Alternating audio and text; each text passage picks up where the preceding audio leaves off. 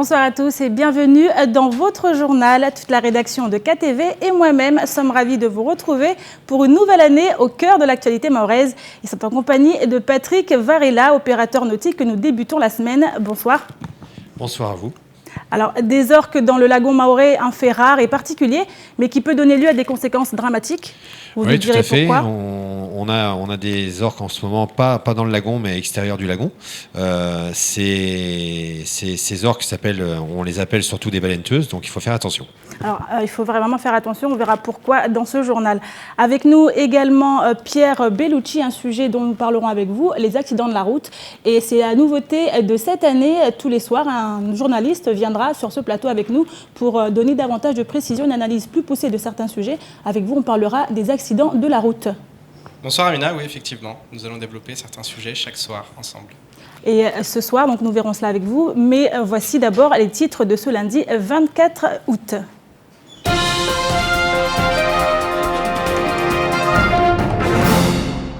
Le port est certes débloqué, mais le conflit est toujours palpable à Longoni. Entre la Smart et la société MCG, le torchon brûle tandis que le conseil départemental ne semble pas en mesure de trancher. La réunion prévue demain revêt déjà un caractère primordial. Les explications dans cette édition. La série noire des accidents continue sur le 101e département. Hier après-midi, une voiture et un vélo sont entrés en collision. Si le pire a été évité, les routes gagnent chaque jour en dangerosité. La journée du savoir s'est tenue vendredi dernier à la MJC de Tsingoni. Cette première édition poursuivait un objectif clair, montrer aux jeunes que le savoir appartient à tous ceux qui se donnent la peine de le recueillir. Reportage à la fin de votre journal.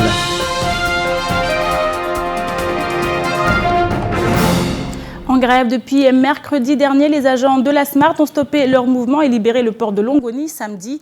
Une décision prise après de longues négociations avec le conseil départemental. Mais le répit pourrait s'avérer de courte durée. En effet, le monopole de la Smart en tant que manutentionnaire du port est toujours remis en question par le groupe Mayotte Channel Gateway qui lui reproche son illégalité. Si le calme est aujourd'hui revenu, le conflit semble loin d'être résolu. Un sujet signé Pierre Bellucci et Abbas Alidi.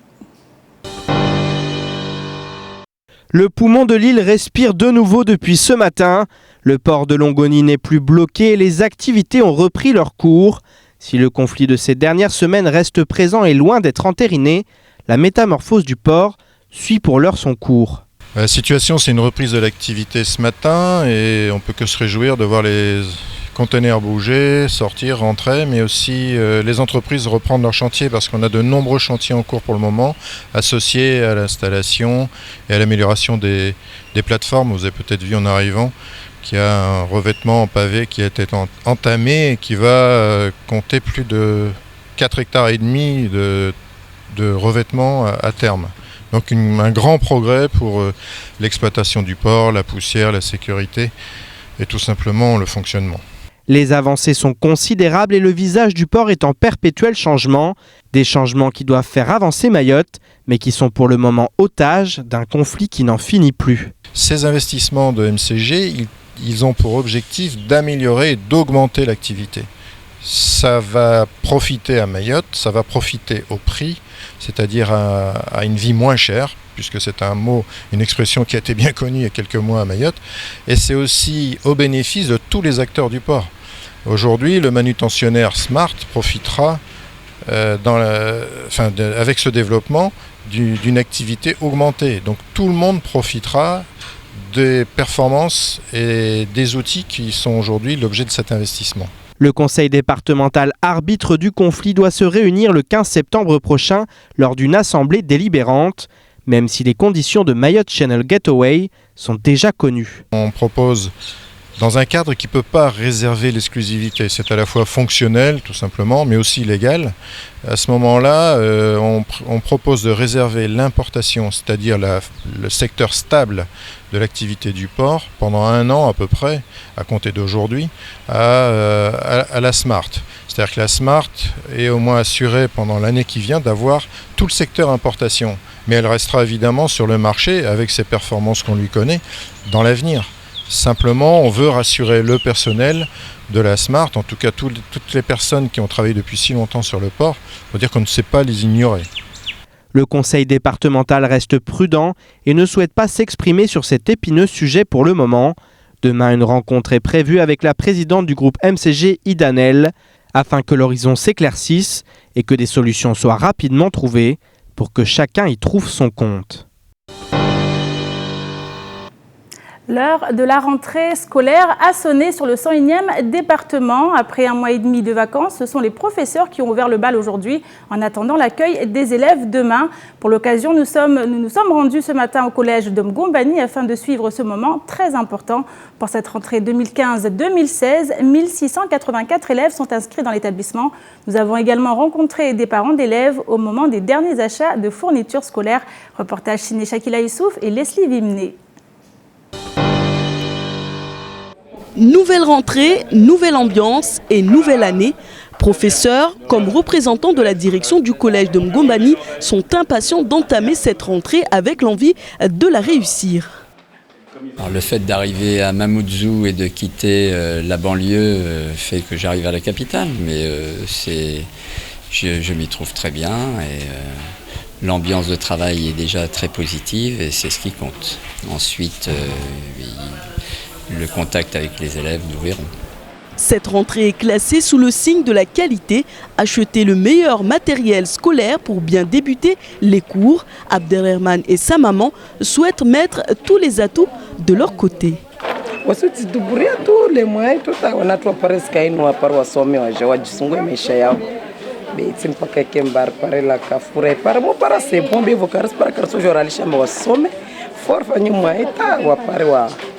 wasome wajao waone mama yao na baba wao kuwazungusha nacho maisha mema yao. Waika kokiri aja hunu tumwambia mba hunu kaizo kama ngavu apesa za mopara majikazlo ivo kakokiri ivo na mwambia turije hunu de akubali. Pour cette rentrée, le collège de Mgombani est classé en zone d'éducation prioritaire. L'intervention de Madame la vice-rectrice a permis la création d'un poste d'adjoint et d'un CPE, des renforts qui soulagent d'ores et déjà l'ensemble des professionnels de cet établissement. Ainsi, cette rentrée s'annonce riche et propice à l'amélioration de la qualité de l'enseignement en offrant un panel d'activités divers et variées aux collégiens. Eh bien, c'est ma 3e rentrée. Et donc, voilà, là, elle démarre. Ce matin, tout le monde était au rendez-vous. On a fait, comme à l'habitude, une grande assemblée générale avec, y compris les professeurs, mais les surveillants, les agents, pour un peu les mettre au parfum de cette nouvelle rentrée qui, bien évidemment, sent la vanille, mais sent aussi le projet, le progrès. Et puis, vous savez que sur le plan national, c'est la réforme du collège. Sur le plan académique, c'est un nouveau projet académique. Donc, des dynamiques qui, au travers de toutes nos actions, vont pouvoir converger. Et on l'espère, une nouvelle fois, encore aller vers un plus pour nos élèves. Demain, c'est la rentrée. Des milliers d'élèves mahorais vont prendre le chemin des classes. Cependant, selon l'association Village d'Eva, près de 3000 élèves n'auront pas la chance d'être scolarisés pour cette rentrée 2015-2016. Ici, au collège de Mgombani, 97 professeurs ont fait leur rentrée ce matin pour 1684 élèves. Voitures, camions, vélos, scooters, les usagers de la route sont chaque jour plus nombreux sur le département. Depuis plusieurs semaines, les accidents se multiplient aux 4 coins de l'île. Hier après-midi, entre Ongojou et Coconi, un jeune de 16 ans a percuté une voiture de plein fouet. Le garçon transféré au CHM est sain et sauf, mais son cas n'est pas isolé. La situation s'aggrave tandis que les véhicules s'empilent. Reportage signé Shakila Youssouf, Pierre Bellucci et Fred Soulaimana. Nous ne cessons de le répéter au cours de nos différentes éditions. Les routes mahoraises sont devenues très dangereuses, pour ne pas dire mortelles. Les accidents sont en hausse ces dernières semaines et hier encore, un automobiliste et un jeune cycliste sont entrés en collision.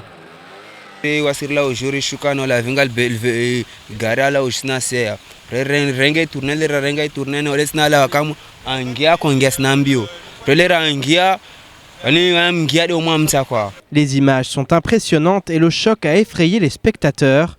Le frère de la victime, sous le choc, a craint le pire.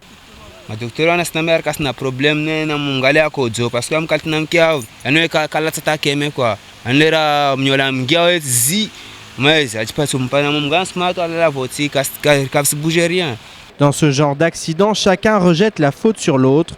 Pour le conducteur, le jeune cycliste a débouché du virage dans sa voie, ce qui ne lui a pas permis de l'éviter.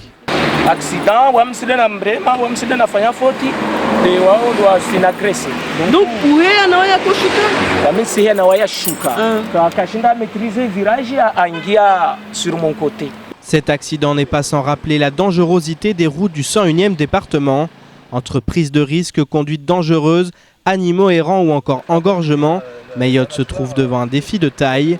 Comment, face au nombre croissant de véhicules, faire en sorte que les routes du département restent sûres et ne deviennent pas chaque jour qui passe plus meurtrières. Alors avec nous Pierre Bellucci, donc ces accidents qui se multiplient dans le département, quelque chose de nouveau ou quelque chose qui était déjà latent? Disons quelque chose de relativement nouveau quand même, puisque Mayotte était assez épargnée par ça. En métropole, les derniers chiffres du mois de juillet, et donc du mois dernier, relatent 360 morts, une augmentation de 19,6% par rapport à l'année dernière à la même époque. Mayotte était épargnée, aujourd'hui ce n'est plus le cas. Mayotte, les accidents se multiplient et des accidents parfois mortels, on l'a vu. Alors les raisons sont nombreuses, des animaux errants, parfois des conducteurs qui ne sont pas forcément très prudents. Y a tout un panel de facteurs qui font que mais la situation ne peut plus durer et on se demande, les voitures s'empilent. Là, c'était les vacances scolaires. Logiquement, en période de vacances scolaires, on se dit il va y avoir moins de véhicules. Or, ce n'est pas le cas. À Kwezi, nous avons la chance d'être dans la descente Sogea. Et chaque jour, nous voyons les bouchons et les voitures qui s'empilent. Alors, on dit que les voitures augmentent, le nombre de véhicules augmente à Mayotte, et pourtant les routes restent en même nombre, donc le réseau routier n'augmente pas. Est-ce qu'aujourd'hui, on n'est pas dans quelque chose qui semble difficile à résoudre si on ne passe pas par là? Mais on a l'impression qu'on est arrivé à un point de non-retour, c'est-à-dire que là, il faut faire quelque chose maintenant, puisque on est dans une situation critique. Les voitures, 7 voitures nouvelles chaque jour. Qui s'empilent, qui s'entassent, des bouchons et forcément des accidents. Alors des accidents qui concernent les deux roues, qui concernent aussi les voitures. On le voit, des accidents aussi avec les camions. La situation est très grave. Que font les élus? C'est la question qu'on se pose. Justement, des mesures prises peut-être? Écoutez, pour le moment, on n'en entend pas vraiment parler, alors que je pense que c'est vraiment un défi, l'un des grands défis pour les jours, semaines, mois à venir à Mayotte, vraiment prendre en considération cette problématique qui va devenir un fléau et un fléau mortel. Merci beaucoup Pierre pour ces précisions. Les 9e Jeux des îles ont vu la délégation mahoraise briller comme jamais auparavant dans cette compétition avec 13 médailles, dont 2 en or. Les athlètes mahorais ont porté haut les couleurs de leur île et de leur nation. Malgré la polémique avec les Comores et leur départ prématuré, ces Jeux de l'océan Indien ont permis de mettre en lumière le potentiel sans cesse grandissant des sportifs du département. Place maintenant à l'avenir et à la mise en place de moyens matériels et humains qui permettront aux athlètes locaux de viser encore plus haut. Un sujet signé Jean-Nourdine Abdourahim et Pierre Bellucci. Jamais Mayotte n'avait connu telle récolte, 13 médailles et des surprises. Malgré le manque de moyens par rapport à d'autres délégations, les athlètes ont réussi à outrepasser les polémiques pour créer de véritables exploits, comme au lancer de javelot masculin, où Mayotte a tout raflé. Donc lors de la remise de médailles, nous savions déjà en fait, que on était rentrés dans l'histoire.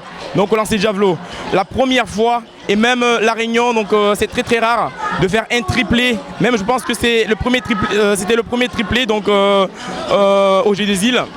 Donc nous l'avons réalisé et du coup c'est aussi la raison pour laquelle nous avons levé donc les poings vers le ciel en guise de paix. Exactement, en fait, donc guise de paix contre toute injustice et pour la paix. Parmi les disciplines où Mayotte a particulièrement brillé, l'athlétisme. Si la plupart des vainqueurs ne sont pas licenciés à Mayotte, le réservoir est indéniable. Encore faut-il maintenant que les moyens humains et matériels soient mis en place pour aider les athlètes, souvent bien seuls. Cette année, l'objectif était d'aller chercher la 5e place. Et la 4e place, si on la veut, il faut développer le sport individuel. Sans ça, on restera toujours 5e ou 6e. Donc j'espère fortement que les élus vont voir que l'athlétisme et la natation, tennis, tous les sports individuels ont besoin de soutien, et de développement et d'encadrement surtout. Depuis la dissolution du SMIAM, les projets d'infrastructure sont au point mort, même si Madi Vita, le président du CROSS, souhaite travailler avec toutes les forces vives pour que dans 4 ans, Mayotte remporte encore et toujours plus de médailles. Sans plus attendre, on va structurer tout ça, on va voir qu'est-ce qu'on peut faire ensemble et pourquoi pas ne pas les formaliser sous forme de convention et pour qu'on sache exactement sur les 4 ans à venir qu'est-ce qui peut être envisagé pour le sport à Mayotte. Les cérémonies se sont multipliées ces derniers jours pour féliciter la délégation. La dernière en date au conseil départemental a vu le président du conseil, Swabahadine Ibrahim Ramadani, promettre de mettre en ordre l'ensemble des terrains qui sont mis à disposition de nos sportifs. Il a également annoncé la volonté d'organiser des Jeux partiels en 2017 et de se porter candidat aux Jeux qui auront lieu en 2023. D'ici là, les chantiers autour de l'amélioration des conditions d'exercice du sport devront se multiplier. A noter que votre émission Casport, que vous pourrez suivre dès 20h, reviendra plus longuement sur ces 9e Jeux des îles. Un spectacle extraordinaire s'est déroulé sous les yeux de nombreux prestataires nautiques vendredi au large de Petite-Terre, puis à la Passe-en-Esse. Grands mâles, femelles et leurs petits, une quinzaine d'orques et pollards ont ainsi fait une apparition soudaine dans les eaux du lagon. L'attention des spectateurs a été mobilisée de longues minutes lorsque l'un d'entre eux a remonté un cadavre de requin. Ce ballet rare et magique a été gâché par l'attitude d'un certain nombre. En effet, plusieurs personnes se sont mises à l'eau avec les prédateurs, prenant ainsi des risques inconsidérés. Aucun accident n'est à déplorer, mais l'un des opérateurs nautiques est mis en cause pour avoir accordé à ses clients une baignade avec les orques. Celle-ci est-elle tolérée? Non, elle reste dangereuse et vivement déconseillée. Dans la même manière, des skippers abandonnent leurs bateaux et leurs clients pour côtoyer les mammifères. Patrick Varela, on voit ces images. Vous êtes conscient des risques qu'ont pris ces personnes? Quels sont-ils réellement? En tout cas, moi, je suis conscient pour moi-même et pour mes clients. Il est hors de question que mes clients aillent à l'eau. On n'est pas là pour jouer à la roulette russe avec les clients. L'orque, on l'appelle la baleine tueuse. Ce sont des animaux très, très, très intelligents. On a vu des cas, voire des cas où les orques font des vagues pour pouvoir renverser des navires. Donc, je pense qu'il ne faut pas jouer avec ces animaux-là. Ce sont des animaux sauvages. On le voit dans les parcs comme la Floride ou sur la Côte d'Azur. Même les soigneurs n'ont plus le droit de se mettre à l'eau avec. Il y a eu des accidents. Ce sont des animaux pourtant qui sont, on va dire, avec les humains depuis des années. Et même là, on leur dit bien qu'il ne faut pas aller nager avec eux. Et là, à Mayotte, on a des inconscients, des soi-disant professionnels qui se disent professionnels et qui mettent leurs clients à l'eau et eux-mêmes à l'eau. Je trouve ça inadmissible. Alors vendredi, quand les orques ont été vus, moi j'étais en croisière Tour de l'Île avec le catamaran, je ne l'ai pas vu, je n'étais pas présent. En revanche, aujourd'hui, j'étais présent derrière Petite-Terre avec les orques, avec un certain nombre de prestataires. Et là, j'ai vu des comportements irrespectueux. Une honte pour moi. Ça m'a gâché ma journée. J'ai vu les orques, c'était une journée magnifique, mais voir ce comportement auprès des animaux, et ils ont tous signé une charte, soi-disant. Moi, ce fanion, je l'ai enlevé de mon bateau. Parce qu'il est hors de question que je sois jugé et que je sois mis au même niveau que ces gens-là.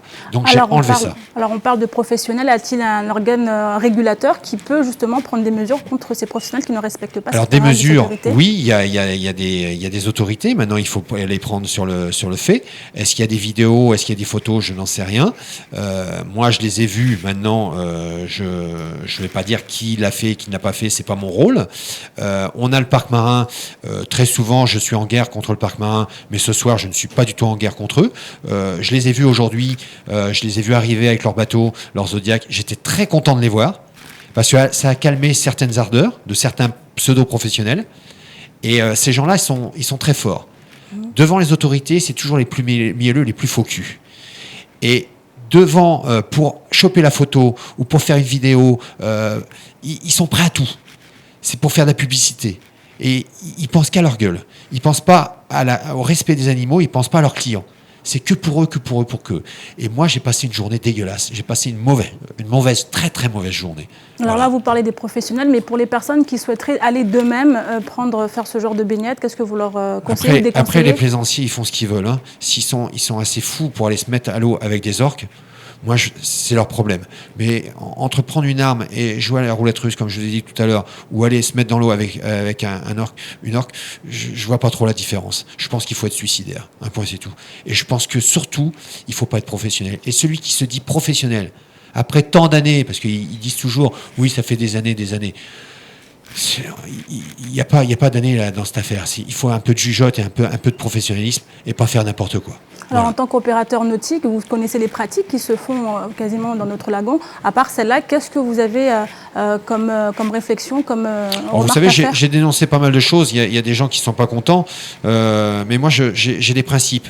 Et je trouve qu'il y a des choses qu'il faut pas faire. Le respect de l'environnement et le respect des animaux, c'est très très important. Et je le redis, moi j'ai signé une charte, mais j'en ai pas besoin de signer cette charte pour respecter. Il y en a, ils en ont besoin de ce pavillon pour faire de la publicité gratuite. Et on doit respecter ces animaux, on doit respecter l'environnement. Mayotte, on a une île magnifique, on a une île qui est splendide, et il faut pas faire ces comportements de ces petits voyous. Alors ils vont pas être contents après moi, c'est pas grave, mais moi je trouve que c'est un comportement de voyou, c'est pas sérieux. Voilà. Merci beaucoup Patrick Varela pour ces précisions et on continue avec l'actualité, un petit tour d'horizon de ce qui s'est passé aujourd'hui, lundi 24, et c'est présenté par Pierre Bellucci.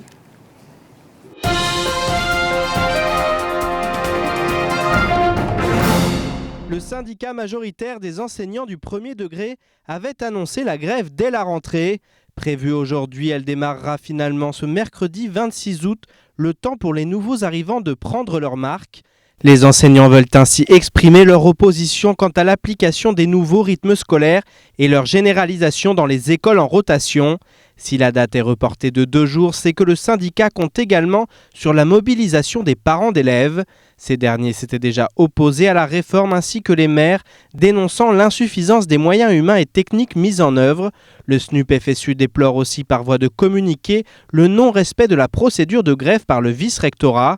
Selon le décret 2008-1246, les représentants de l'organisation syndicale intéressée auraient dû être réunis pour une négociation préalable au plus tard 3 jours à compter de la remise de la notification. La rentrée scolaire 2015-2016 s'annonce d'ores et déjà mouvementée avec un rassemblement des grévistes prévu le 26 août à partir de 8h30 sur le parking du vice-rectorat.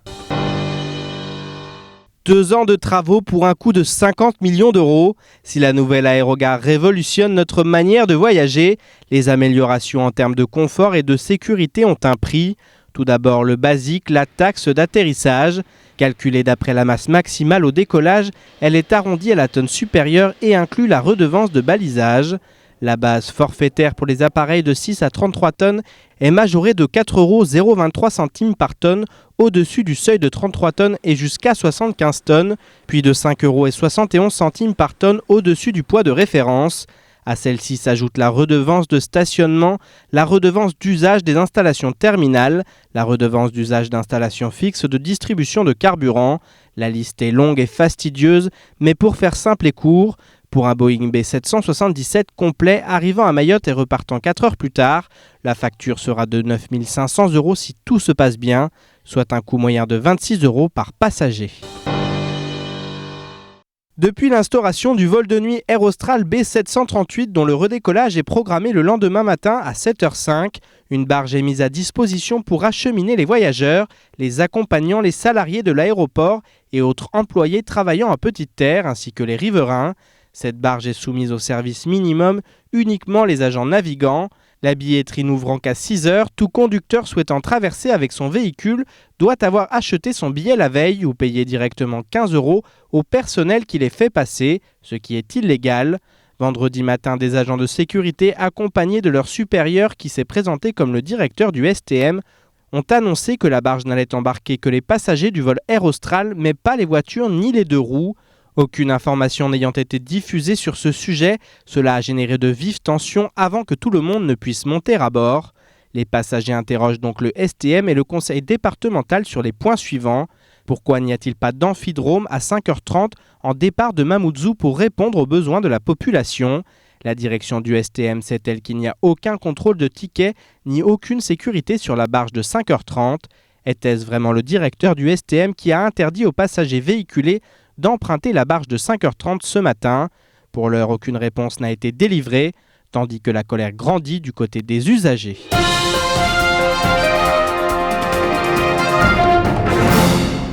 Vendredi dernier, les associations Volontariat et Entraide Mahoraises ont organisé la première édition de la Journée du Savoir à l'intérieur de la MJC de Tingoni. Plus d'une quarantaine de participants ont répondu présents à l'appel. L'objectif était simple, permettre aux chercheurs mahorais de partager leurs expériences à travers des témoignages qui retracent leur parcours professionnel, valoriser le savoir en valorisant la réussite scolaire des Mahorais. Telle était la clé de cette première édition réussie. Plus de précisions dans ce reportage de Shakila Issouf et Fred Souleymana. Comment valoriser le niveau de connaissance des chercheurs mahorais en exploitant au mieux leurs compétences? La question est d'actualité car chaque année, de nombreux étudiants rentrent à Mayotte avec leur diplôme en poche, mais ne trouvant pas de travail, un grand nombre d'entre eux sont obligés de quitter leur île natale. Alors l'essentiel à retenir, c'est que lorsqu'on a envie d'arriver à, lorsqu'on a envie de réussir, il faut toujours travailler. Il ne faut pas se lasser, il faut continuer à travailler jour et nuit, et il faut toujours se dire, il faut que je sois le meilleur des autres. Et donc, je pense que aujourd'hui, la journée a été riche en échanges, puisque justement, avec les talents des uns et des autres, des personnes qui sont en train d'exposer, on voit que les Mahorais sont là et ils réussissent, et chacun fait son travail dans son coin, mais en réalité, on avance beaucoup, et je pense que c'est satisfaisant de voir ça, et je pense que c'est confiant. Je suis confiant pour l'avenir, et c'est important ça. C'est quelque chose d'assez large, mais le sujet a été finalement assez rapidement orienté sur un thème principal, le savoir universitaire et ce que nous pourrions faire de notre centre universitaire. Et puis par la suite, le sujet a été orienté aussi sur la formation plus pratique, la formation vers le privé.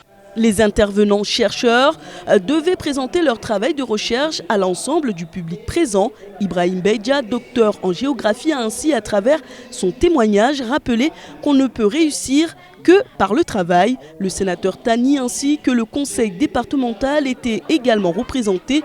La conférence a débuté à 13h avec un déjeuner suivi par l'ouverture des échanges dès 15h. Un programme chargé que les organisateurs tentent de nous expliquer. C'est une journée qui est inspirée d'une journée du savoir qui se déroule chaque année depuis 20 ans à Dijon.